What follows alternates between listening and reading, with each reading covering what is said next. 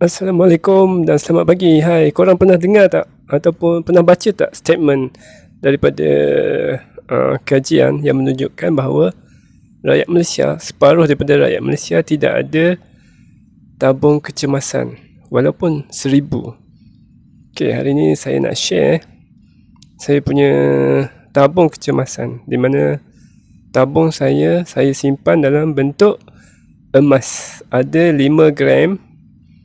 So 5 gram satu sebanyak 5 keping. 5 keping 1 gram sebanyak 5. Jom kita tengok. Okey, ini yang pertama 1 gram yang pertama. Ini adalah edisi Salam Aidilfitri 1438 Hijrah. Okey. Ini saya dapatkan daripada kawan saya. Nampak tak ada kesan cala tu? Dia dah bercala, kemek sikit. Okay? Tapi tak ada masalah. Ni fresh daripada oven baru keluar daripada kedai pajak. Saya baru pajak 5 gram Okay, ni gram yang pertama. Okay, next.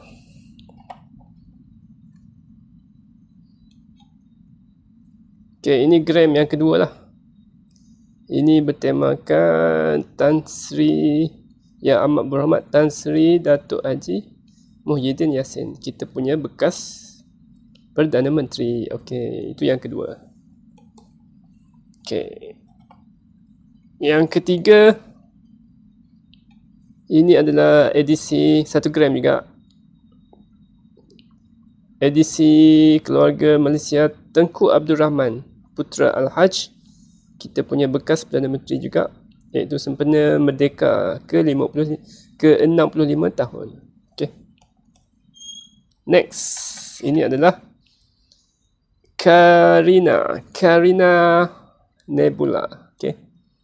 Ini adalah salah satu galaksi di mana kita ada beberapa galaksi selain daripada Bima Sakti. Kita juga ada Carina Nebula. Okay. So ini yang keempat. Okay. Dan yang terakhir dan yang kelima, ini adalah edisi kita punya Sri Paduka Baginda Yang di-Pertuan Agong Sultan Muhammad kelima. Okey, ini pada tahun 2017. Okey, itu adalah 5 keping. 5 keping semua 1 gram.